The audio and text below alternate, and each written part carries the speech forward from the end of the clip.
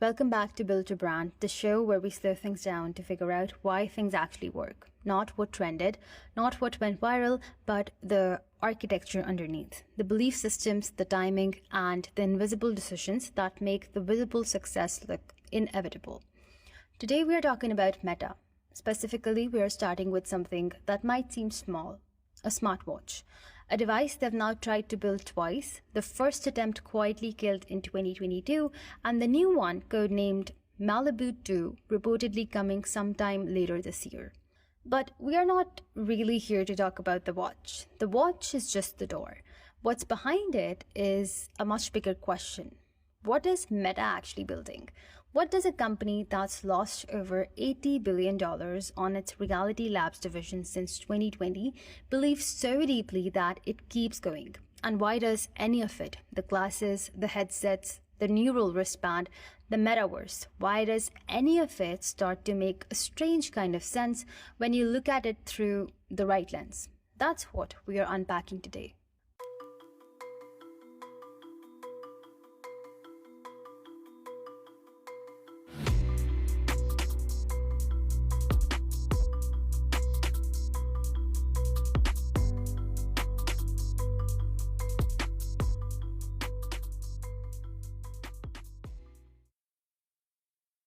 So let's start at the wrist.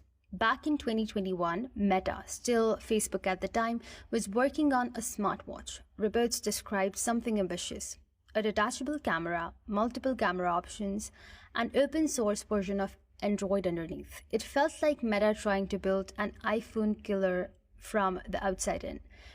Then in 2022, they killed it. Reality Labs was burning cash. The Metaverse wasn't landing. Zuckerberg was catching heat from every direction. So they cut the watch, cut Portal, their smart display, and basically said, we are focusing on what matters. 4 years later, the watch is back. Same internal team, new internal name, Malibu 2. And this time, the specs are different. The cameras are gone. Instead, what they're leaning into is something called electromyography, EMG sensors, which sounds like science fiction until you understand what it does. EMG sensors read the electrical signals your muscles produce when you move.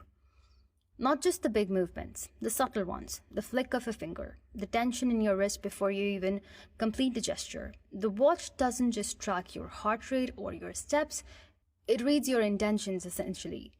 And that changes everything about why this product exists.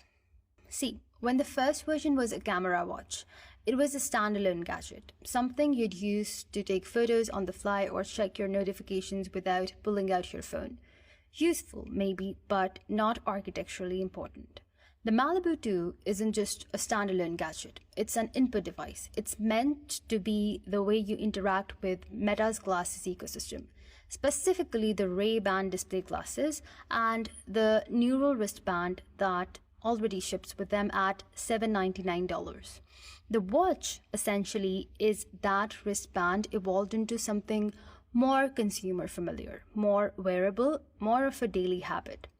That's a completely different product philosophy, and it tells you a lot about how Meta is now thinking. Okay, so what does Meta actually believe? Because this is built to brand, and that's always the real question. Mark Zuckerberg has said pretty directly that he thinks AI glasses are going to replace the smartphone. Not supplement it, replace it. In his view, the phone is just a screen we carry because we haven't built anything better yet. The moment something fits naturally on your body, delivers information without you having to look down, and responds to subtle gestures instead of taps on glass, that's the moment the phone starts losing. That's the belief, and that's what Meta is actually selling. They're selling the idea that next computing platform is you. That technology disappears into your body, your face, your wrist. That the interface becomes invisible.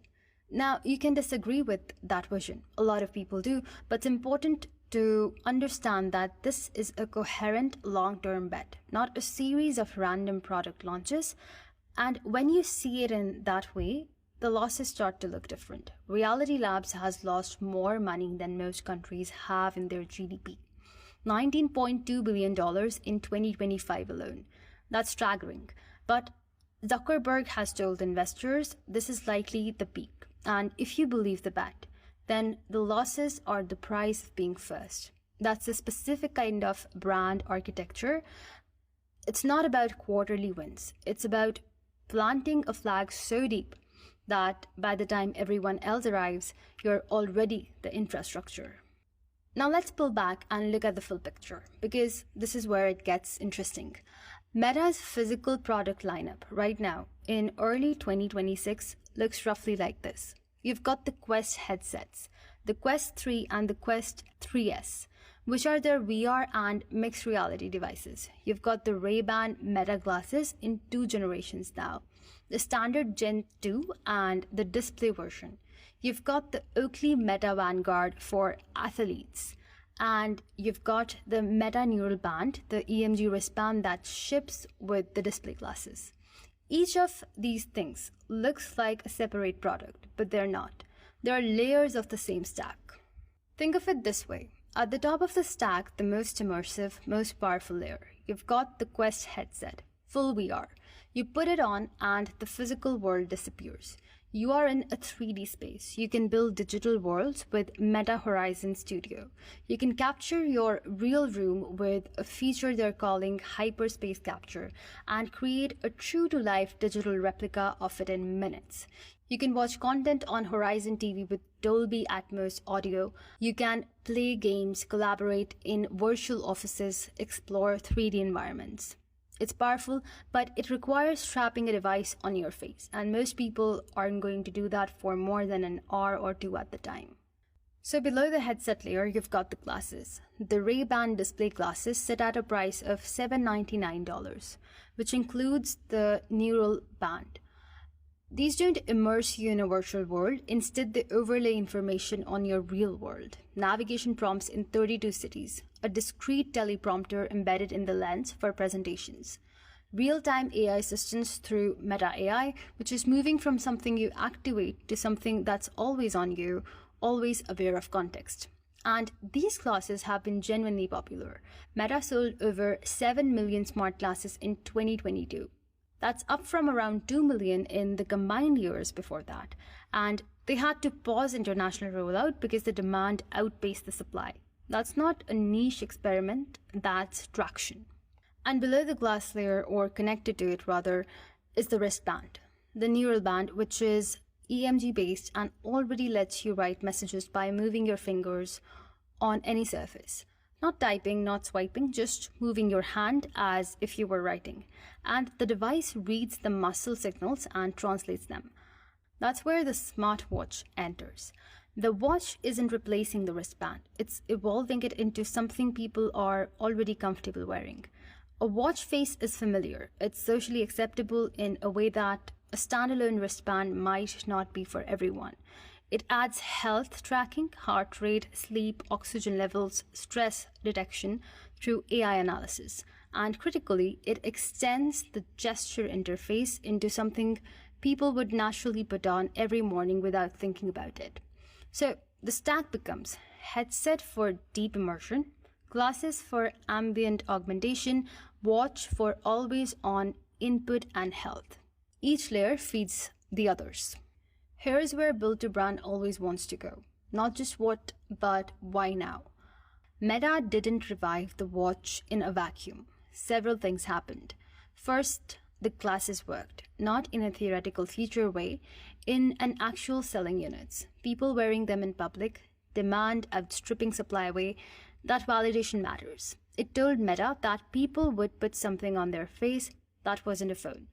The psychological barrier they feared was lower than they thought. Second, the Neural Band worked too. It's shipping, people are using it. Meta showed at CES 2026 that the neural handwriting feature, writing messages just by moving your finger, is real and functional. That's proof of concept for the whole EMG input system. The watch is the natural next step. Third, the competitive landscape is shifting. Apple is reportedly working on AR glasses, targeting something like 2027. Samsung is already confirmed to be launching Android XR glasses this year. Google is back in the glasses game through partnerships with Warby Parker and Gentle Monster. Everyone is coming, which means 2026 is still early, but barely. If Meta wants to be the default, the Apple Watch of the AI wearables world, they need to be in wrists before the others arrive. And fourth, and this one's maybe the most interesting, Meta needs a faster path to revenue from its hardware. Reality Labs is a financial black hole. The Quest headsets have found an audience, but they are not Apple Watch numbers. Smart glasses are growing, but they are still a niche. A smartwatch that competes with Apple Watch, Samsung, Garmin, that's a market generating tens of billions of dollars annually. Meta entering that space with platform integration, none of those competitors have, direct connection to WhatsApp, Instagram, Facebook, their own AI, that's actually a real differentiator. The timing isn't random, it's calculated, which is honestly how the best hardware bets usually are. So let's bring this together. What is Meta actually building? If you had to describe it in one sentence, not the products, but the system, what would you say? I'd say this. Meta is building a layer that sits between your body and the world. Not a device, not an app, not even a platform in the traditional sense. A layer. Something that eventually becomes so embedded in your daily experience that you stop noticing it. And that's exactly when it becomes powerful. The smartwatch is a part of that layer. The glasses are a part of that layer, and the headset is the deep end of that layer. And threading all of them together is Meta AI, an assistant that gets smarter the more context it has, the more surface area it has to work with.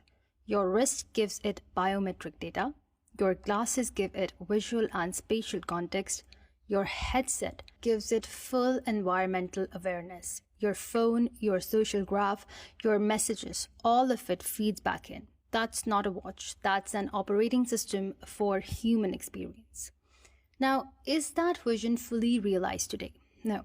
The Quest 4 doesn't even have a release date. The Phoenix mixed reality glasses got pushed to 2027. The smartwatch doesn't have confirmed specs or pricing. Reality Labs is still losing billions. The Metaverse, Horizon Worlds, the social VR space has been a slow burn that hasn't found mainstream love the way the glasses have.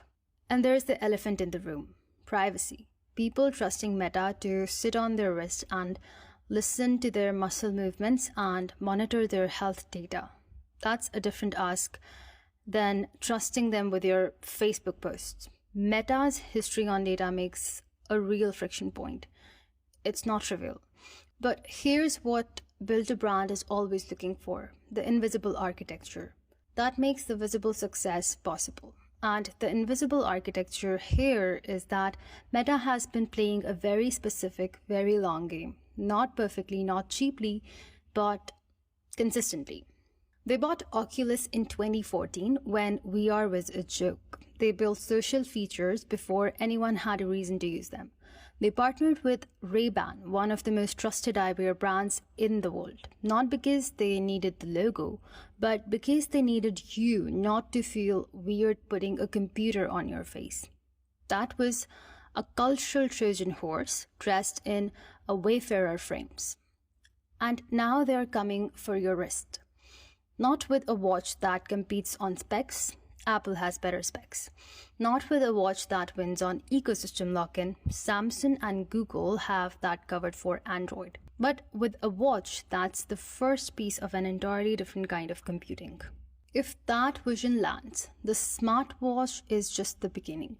If it doesn't, well, Malibu 2 will get shelved again, and the story will get filed under cautionary tales. But either way, the architecture is real, the intent is real, and understanding it helps you see not just what Meta is doing, but how entire categories of technology get constructed, slowly, often quietly, with an enormous amount of failure absorbed along the way, until one day they look inevitable. And that's Built to Brand for today. If you've been enjoying the show, the best thing you can do is share it with someone who thinks about this stuff the way you do. The person who asks why things work, not just what's working. That's our audience. That's who this is made for. Next episode, we go somewhere completely different. Until then, keep noticing the why behind the wow.